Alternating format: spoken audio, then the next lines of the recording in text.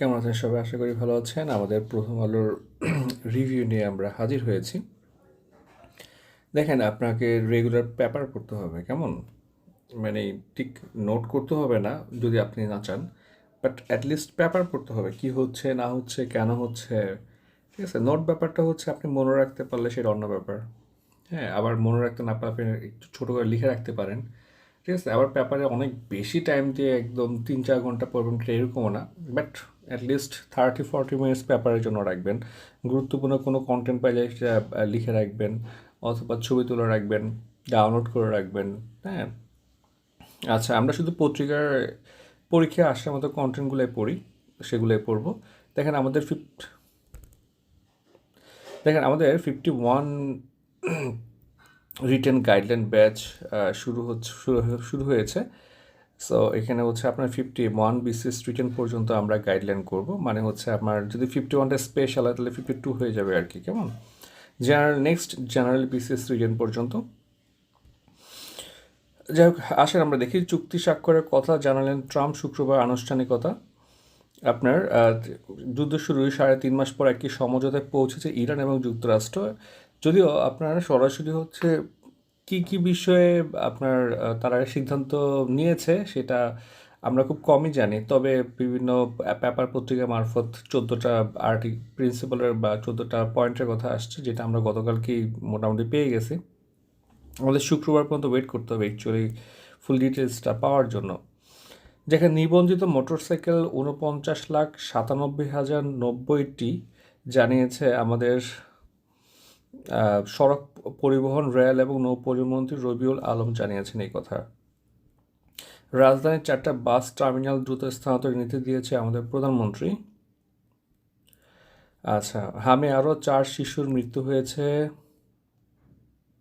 দেখেন, রাশিয়া গিয়ে আপনার যুদ্ধে গিয়ে ড্রোন হামলা 2 বাংলাদেশি নিহত হয়েছে। যদি এটা পরীক্ষায় সরাসরি আসবে না, তাও জাস্ট একটু এই জন্যই বলা যে এই যে মানে যারা হচ্ছে যে ফিনান্সিয়ালি খুবই স্ট্রাগল করতেছে, তারা হচ্ছে আপনার দালালের খপ্পরে পড়ে হচ্ছে তাদের জীবনটা দিয়ে দিচ্ছে। তাহলে এই দালাল কারা, এই সিন্ডিকেটটা ভাঙা যাচ্ছে না কেন? এটা কিন্তু প্রায় প্রতি সময় দেখবেন মাসে কয়েকবার নিউজ আসতেছে। তারা হচ্ছে অতিরিক্ত টাকা নিয়ে এই মানুষগুলোকে একদম মানে মৃত্যুর মুখে ঠেলে দিচ্ছে। মানে তারা এত পাওয়ারফুল কীভাবে হয় বা কন্টিনিউয়াসলি এই কাজগুলো করে কীভাবে? ঠিক আছে, সো এই ব্যাপারগুলো আসলে আমাদের ভাবনা চিন্তা করা উচিত।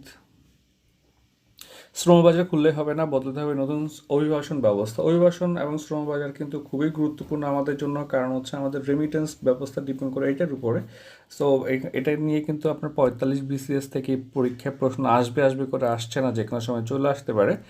যেমন আপনি কিছু কমন ডেটা আপনি নোট করে রাখবেন, যেমন বাংলাদেশ থেকে এ পর্যন্ত কতজন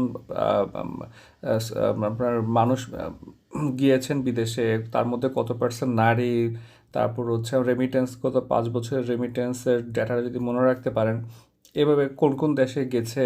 ঠিক আছে, তারপরে হচ্ছে ওদেরকে আবার আপনি যদি চান আর কি, তাহলে হচ্ছে মহাদেশ অনুযায়ী ভাগ করতে পারেন। উত্তর আমেরিকা কয়জন আছে, দক্ষিণ আমেরিকা, ইউরোপে কয়জন আছে, তারপর দক্ষিণ পূর্ব এশিয়ায় কয়জন আছে। আবার প্রথম টপ রিসিভিং 3টা কান্ট্রির নাম মাথায় রাখতে পারেন। এগুলো খুবই বেসিক কমন ডেটা।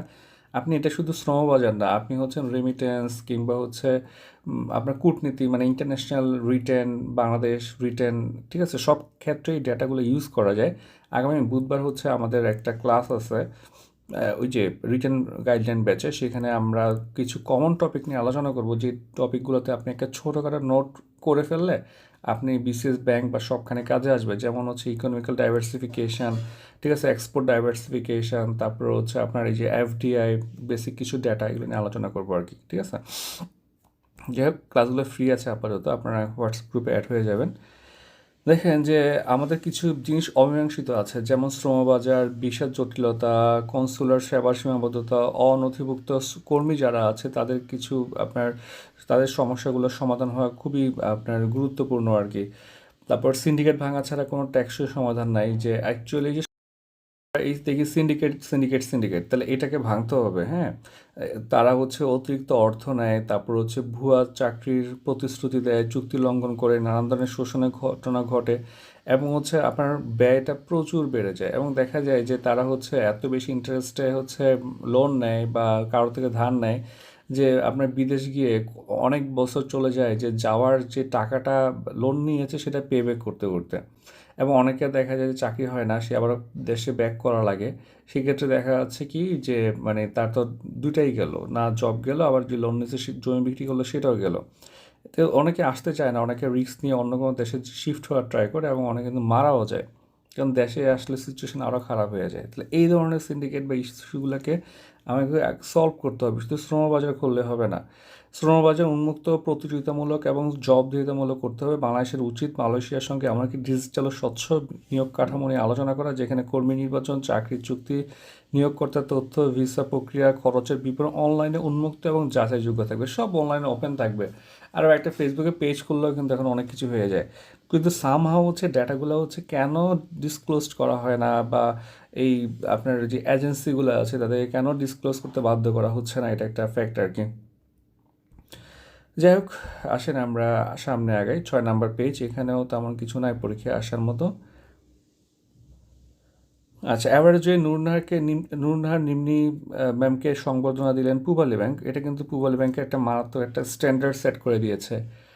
যে আপনার দেখেন যে এই যে ব্যাংকগুলো যারা হচ্ছে প্রফিট করে, মোটামুটি ব্যাংকারদের তো মোটামুটি সবাই ট্রল করে এটা নিয়ে যে প্রচুর ওয়ার্কলোড থাকে, কিন্তু আবার তারা প্রচুর আপনার প্রফিটও করে।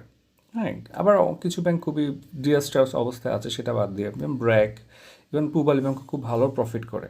ঠিক আছে, তো ওরা হচ্ছে দেখা যায় যে এমপ্লয়িদেরকে অত বেশি মানে স্ট্রেসে রাখে বেশি, বা ওয়ার্কলোড প্রচুর বাড়ায় দেয়।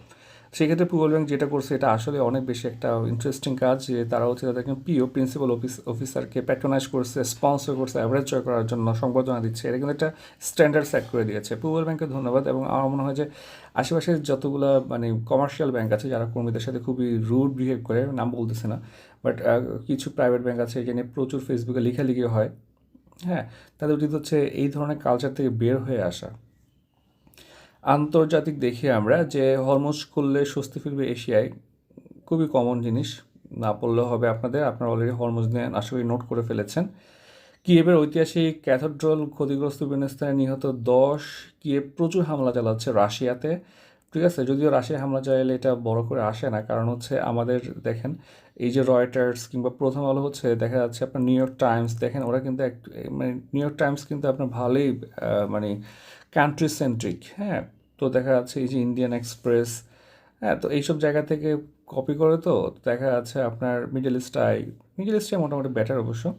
দেখা যাচ্ছে যে আপনার নিউজগুলো খুব ভালো অ্যানালাইসিস হয় না, একপাক্ষিক হয়ে যায় আর কি। মানে প্রথম আলোর মতো পেপারগুলোর উচিত আরটু মানে নিজেদের কিছু রিসোর্স রেডি করা ইন্টারন্যাশনাল অ্যাফেয়ার্স নিয়ে। বাট দুঃখজনক ব্যাপার হচ্ছে এটা অনেক বছর ধরে আপনার কথা বলতেছি, বাট ইন্টারন্যাশনাল অ্যাফেয়ার্স নিয়ে কোনো রিসোর্সই নেই। যুক্তরাষ্ট্র ইরান চুক্তি হলো যুদ্ধের ক্ষত কি শুকাবে। দেখেন এই কোটেশনটা ভালো লাগছে, যদি আমি প্রায় সময় এটা বলি যে মানুষ অনেক মৃত্যু সহ্য করতে পারে।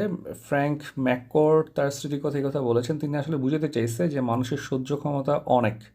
তিনি বলতে চেয়েছেন দারিদ্র্য, নির্যাতন, কষ্ট সব কিছু থাকা সত্ত্বেও মানুষ বেঁচে থাকতে পারে। আবার এটা আরেকটা সেন্স হচ্ছে যে মানুষকে অনেক কিছু জোর করে মানিয়ে নিতে বাধ্য করা যায়, কারণ মানুষ মেনে নিতে পারে। ঠিক আছে, যেমন ধরেন হচ্ছে এরকম একটা যুদ্ধ, ইরান যুদ্ধ হচ্ছে, হ্যাঁ, আপনি আপনার সহজে একটা ইরান যুদ্ধ থামায় দিতে পারবেন, কিন্তু এই যে কাতারের হচ্ছে আপনার তেল সরবরাহ ক্ষমতায় 17% বন্ধ হয়ে গেছে, এটা চাইলে আপনি খুলে দিতে পারবেন না। ঠিক আছে, তারপর ধরেন হচ্ছে আপনার যে সৌদি আরব এই যুদ্ধের ফলে হচ্ছে নতুন করে বন্দর এবং ডেটা সেন্টারের মতো অবকাঠামো গড়ে তোলার পরিকল্পনা করছে ডিফারেন্ট ওয়েতে, যাতে করে হচ্ছে বহিঃশত্রু আক্রমণ থেকে রক্ষা পাওয়া যায়। দুবাইও চাপে রয়েছে, আপনার বিমান সংস্থা ফ্লাইট এখনো বন্ধ রাখছে। ঠিক আছে, আচ্ছা, তারপর দেখেন এই যে যুদ্ধ আসলে বন্ধ হইলেও কিন্তু যুদ্ধ বন্ধ হয় না। যেমন গাজা যুদ্ধ বিরতি চলতেছে, কিন্তু স্টিল প্রায় 1000-এর বেশি মানুষকে অলরেডি মেরে ফেলছে। লেবাননের যুদ্ধবিরতির পরে অনেক মানুষকে মেরে ফেলছে। 2 মাসে প্রায় 1500 মানুষ মারা গেছে, তার মধ্যে 1/4 হচ্ছে চিলড্রেন। হ্যাঁ, এটা হচ্ছে একটা বড় ভাওতাবাজি আর কি।